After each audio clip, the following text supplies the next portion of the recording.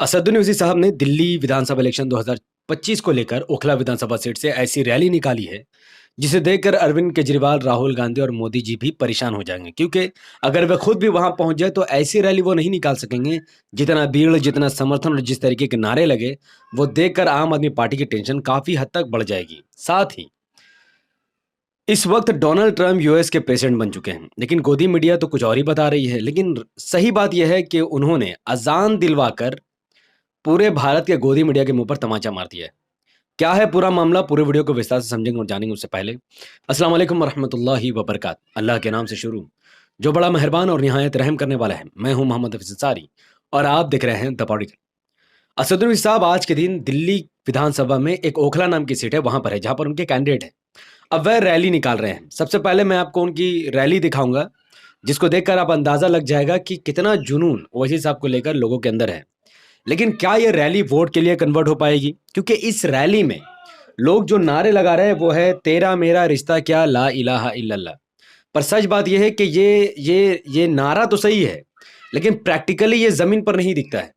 क्योंकि महाराष्ट्र में भी ओवैसी साहब ने बड़ी बड़ी रैलियां की, लोगों ने रैली में हिस्सा लिया, ओवैसी साहब को धोखा दिया। रैली में आकर उन्होंने वादा किया कि हम इमाम को वोट करेंगे, लेकिन इमाम को उस तरीके से वोट नहीं पड़े जैसा वोट ओवैसी साहब को पड़ना चाहिए था, जैसा इमाम को मिलना चाहिए था। ओवैसी साहब ने यूपी में इतना जोर लगाया, पूरी जान ही ओवैसी साहब ने यूपी में लगा दी। उतना जोर लगाने के बावजूद भी 100 विधानसभा की सीट में ओवैसी साहब का खाता तक नहीं खुला। तो जिस तरीके की रैली, जिस तरीके का आप नारा लगा रहे हैं, तो मैं ओखला की विधानसभा सीट में रहने वाले लोगों से पूछना चाहूंगा कि अगर आप रैली में आ रहे हैं, आप कह रहे हैं कि तेरा मेरा रिश्ता क्या, ला इलाहा इल्लल्लाह, आप कह रहे हैं कि हमारा नेता कैसा हो, ओवैसी जी जैसा हो, देखो देखो कौन आया, शेरा शेर, ये सब नारा वीडियो में लग रहा है। लेकिन जब वोट देने की बारी आती है तो आप शेर को छोड़कर भीगी बिल्ली को वोट क्यों करते हैं? मैं आपसे पूछ रहा हूं, जो लोग ओखला से इस वीडियो को देख रहे हैं, मैं उनसे पूछ रहा हूं। जब वोट देने की बारी आती है तो आप शेर को वोट नहीं कर रहे हैं, आप भीगी बिल्ली को वोट करते हैं। जितने भी सोशल मीडिया के लोग इस वक्त ओखला में गए हैं, चाहे वो अजीत अंजन हो, लल्लन टॉप वाले हो, या फिर न्यूज 18 के लोग हो, न्यूज 24 के लोग हो, जब वो लोगों से सवाल कर वो कह रहे हैं अमातुल्लाह खान को कोई पसंद ही नहीं कर रहा। लोग कंफ्यूज हैं, दे तो किसी दे, हो सकता है कांग्रेस जीत जाए, हो सकता है वापस से आम आदमी पार्टी जीत जाए, लोगों के पास ऑप्शन नहीं है। मैं उनसे पूछना चाहता हूं कि ऑप्शन तो इमाम है।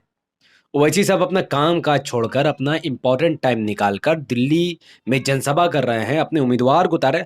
और उम्मीदवार कोई हेली तेली उम्मीदवार तो नहीं है, वो शिफाउर रहमान है, जिसने एनआरसी को लेकर मुस्लिम समाज के लिए, भारत के लिए, संविधान के लिए जेल जाने को गले लगा लिया। वो चाहता बीजेपी में शामिल हो जाता तो कल वो बाहर आ जाता, लेकिन वो बीजेपी में नहीं गया, वो जेल चला गया। तो जिस मुस्लिम समाज के लिए वो जेल गया, आज वो मुस्लिम समाज उसके साथ खड़ा ही नहीं है। क्योंकि जितनी भीड़ रैली में दिख रही है, जितनी इंटरव्यू ओखला को लेकर इस वक्त सोशल मीडिया में आई है, जो जितने वेरियस चैनल के मैंने नाम लिए, उसमें मैंने अब तक इक्का दुक्का ही लोगों को ऐसा सुना कि वो शिफाउर रहमान को वोट करेंगे। हाँ, वो अच्छे आदमी, उनको वोट करेंगे। लेकिन ज्यादातर लोग यही कह रहे हैं कि अमानतुल्लाह खान ने काम नहीं किया, पर हमें तो बीजेपी को हराना है, हमें तो उन्हीं को वोट देना पड़ेगा। कुछ लोग कह रहे हैं नहीं नहीं, इमाम 2 सीट जीत कर क्या कर लेगी, इमाम सरकार थोड़ी बना रही है। वही लोग ये भी कह रहे हैं नहीं, कांग्रेस एक विकल्प है। तुम्हारे दिमाग में गोबर भरा है क्या? कांग्रेस दिल्ली में सरकार नहीं बना रही। कांग्रेस की एक सीट भी नहीं आ सकती दिल्ली में। दिल्ली में आम आदमी पार्टी की ही सरकार बननी है, और कांग्रेस वोट काटेगी तो दिल्ली में बीजेपी 6-8 सीट से 10-12 सीट या 20-25 सीट जीत जाए, लेकिन सरकार आम आदमी पार्टी की ही बनेगी। वोट कटवा तो राहुल गांधी, उनकी पार्टी है, कांग्रेस है। इमाम तो 2 सीट लड़ रही है, उससे तो अरविंद केजरीवाल को भी कोई फर्क नहीं पड़ता, उससे बीजेपी को सिर्फ फर्क पड़ता है, ना कांग्रेस को पड़ता है, ना आम आदमी पार्टी को पड़ता है। तो एएमआईएम अगर 2 सीट जीतकर वहां पर काम करना चाहती है, और आप सब भीड़ बन रहे हैं, आप सब रैली का हिस्सा बन रहे हैं, आप सब रैली में आ रहे हैं, तो फिर वोट क्यों नहीं कर रहे हैं?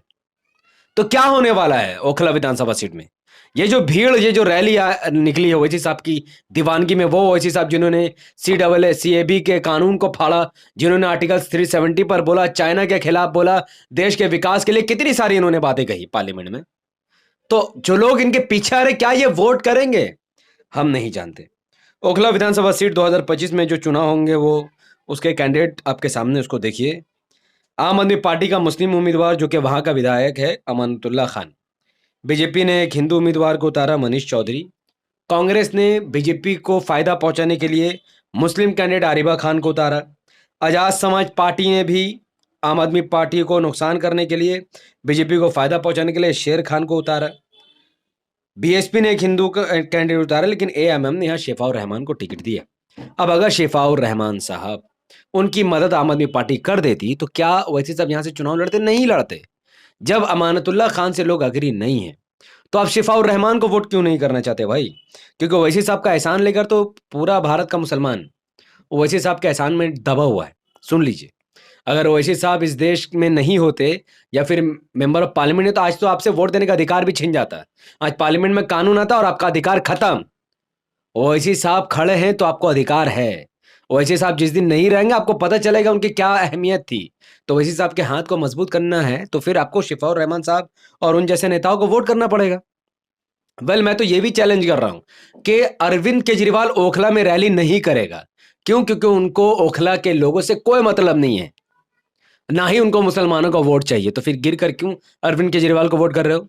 राहुल गांधी कभी ओखला में रैली नहीं करेंगे, सुन लीजिए। और अगर करेंगे तो इतना भीड़ नहीं होगी जितने लोग ओवैसी साहब के रैली में शामिल हुए। और मोदी जी को तो ओखला से कोई मतलब नहीं है। तो ओखला के अवाम के बीच में जो आ रहा है आप उसको वोट करो ना। फिर आप क्यों इतना सोच रहे हो कि कौन जीतेगा कौन हारेगा? भाई दिल्ली विधानसभा में पिछली बार जब अरविंद केजरीवाल 62 सीट जीते थे, 62 सीट, तो तब तो एमआईएम चुनाव नहीं लड़ रही थी। एमआईएम का तो यही मानना था ना कि भाई बीजेपी को हराना जरूरी है। लेकिन इतनी सीट जीतने के बाद भी अरविंद केजरीवाल ने क्या किया ओखला के लिए? या दिल्ली में मुस्लिम समाज के लिए? क्या मुस्लिम इलाका में स्कूल खोले, हॉस्पिटल खोले? कुछ नहीं खोले, कुछ भी, नथिंग। अरविंद केजरीवाल ने दिल्ली के लिए किया है, दिल्ली में रहने वाले हिंदू समाज के लोगों के लिए किया है, दलित के लिए काम किया है, लेकिन मुसलमानों के लिए काम नहीं किया है। और उनको मुसलमानों से ना कोई उम्मीद है और ना ही मुसलमानों का वोट उनको चाहिए। तो जो आपको वैल्यू नहीं देता आप उसके उसके पैर पर क्यों गिर रहे हो? और वो वैसी साहब जो अपना महल छोड़कर आपके दरमियान है और आप अभी भी गारंटी नहीं रहे कि आप उनको वोट करोगे कि नहीं करोगे। सच कहूं, मुझे तो दिल्ली से कोई उम्मीद नहीं है।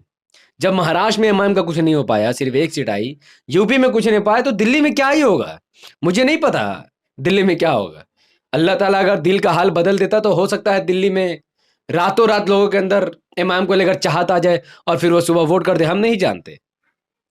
दिल्ली को लेकर मेरा कोई प्रेडिक्शन नहीं है, मैं नहीं जानता। बहुत ज्यादा चांसेस नुकसान ही होगा, एमआईएम के हार ही होगी। वैसी साहब को अल्लाह अजर देगा, लेकिन एमआईएम जीत जाएगी हम नहीं जानते। क्योंकि दिल्ली के लोग, रिजल्ट के बाद ही पता चलेगा कि क्या दिल्ली के लोग ओवैसी साहब के एहसान को चुका पाते या फिर गद्दारी करते, जैसे गद्दारी महाराष्ट्र के मुसलमानों ने की या यूपी के मुसलमानों ने की या फिर अन्य राज्यों के मुसलमानों ने की है। तो इस डिबेट को मैं यही छोड़ देता हूँ। और जिनको लगता है कि मैम 2 सीट जीत कर क्या कर लेगी, तो भाई सरकार आम आदमी पार्टी की बनी रही तो कर दो एमआईएम को वोट।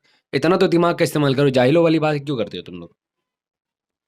गोदी मीडिया में एक विशेष न्यूज़ चल रहा है डोनाल्ड ट्रंप को लेकर कि डोनाल्ड ट्रंप जब आए हैं तो मुस्लिम देश गिड़गिड़ा रहे हैं, 57 मुस्लिम देश गिड़गिड़ा रहे हैं डोनाल्ड ट्रंप जब से प्रेसिडेंट बने।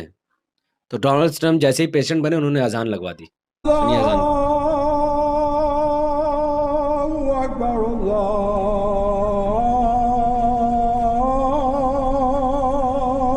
अकबर। अब यहाँ साफ साफ आपको दिख रहा है डोनाल्ड ट्रंप अजान सुन रहे हैं। डोनाल्ड ट्रंप ने कोई भजन तो नहीं करवाया। नहीं, मैं हिंदू धर्म को कोई बुरा नहीं बोल रहा हूँ। मैं गोदी मीडिया से पूछ रहा हूँ या फिर बीजेपी के लोगों से पूछ रहा हूँ। डोनाल्ड ट्रंप ने मोदी जी को न्योता नहीं दिया, पहला अपमान। अजान करवाया पर भजन नहीं करवाया, दूसरा अपमान। तो मुस्लिम समाज क्यों गिड़गिड़ाएगा भाई? डोनाल्ड ट्रंप ने पूरी दुनिया को यह बताया कि हम इस्लाम के खिलाफ नहीं है, हम इस्लाम का सम्मान करते हैं, हम अल्लाह और उसके रसूल का सम्मान करते हैं, माने चाहे ना माने। और कोई इस्लाम पर किसी तरीके की कोई प्रतिबंध नहीं लगेगी और ना ही इस्लाम पर कोई उल्टा सीधा भाषण देगा जैसा भाषण बीजेपी के लोग देते हैं या फिर हिंदुत्व लोग देते हैं। यहाँ तो डोनाल्ड ट्रंप ने तो तमाचा मार दिया पूरी दुनिया को कि वह इस्लाम के साथ खड़े हैं, थे और रहेंगे। दुनिया की कोई ताकत नहीं जो अमेरिका में इस्लाम को खत्म कर दे। और मुस्लिम देश क्यों गिड़गिड़ाए उनके सामने? तो बड़ा अच्छा लगा जब डोनाल्ड ट्रंप ने अजान करवाया और अजान को बैठकर सुना और दुनिया को संदेश दिया कि इस्लाम दुनिया का सबसे अच्छा और सर्वश्रेष्ठ मजहब है।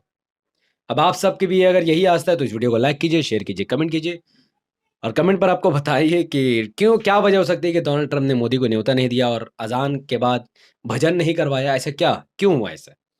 क्या डोनाल्ड ट्रंप हिंदू समाज के लोग अच्छा नहीं समझते या फिर हिंदू धर्म को अच्छा नहीं समझते या फिर कुछ और बात है? अपनी बात आप कमेंट पर रख सकते हैं। हमारे यूट्यूब चैनल द पॉलिटिकल को सब्सक्राइब कीजिए, बेल आइकन को हिट कीजिए। मिलते हैं अगली वीडियो में। बहुत-बहुत शुक्रिया। अस्सलाम वालेकुम व बरकातहू। मैं था मोहम्मद हफीज़ अंसारी और आप देख रहे हैं द पॉलिटिकल।